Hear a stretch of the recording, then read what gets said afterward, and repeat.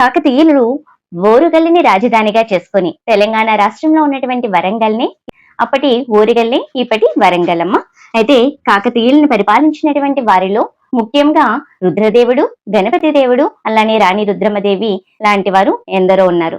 అయితే గణపతి దేవుని యొక్క కుమార్తెయే మనకి రాణి రుద్రమ్మదేవి. పుత్ర సంతానం లేకపోయినా ఈమెని ఒక పుత్రిల్లా భావించి సకల విద్యలను నేర్పించి యుద్ధ నైపుణ్యాలను కూడా నేర్పించారు గణపతి దేవుడు.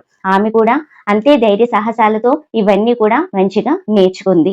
అయితే గణపతి దేవుడు పుత్ర సంతానం లేకపోయినా ఈమెకి యుద్ధ నైపుణ్యాల్ని సకల విద్యల్ని నేర్పించి కాకతీయ మహాసామ్రాజ్యానికి ఒక యువరాణిలా ఈయన యువరాణిని చేశారు.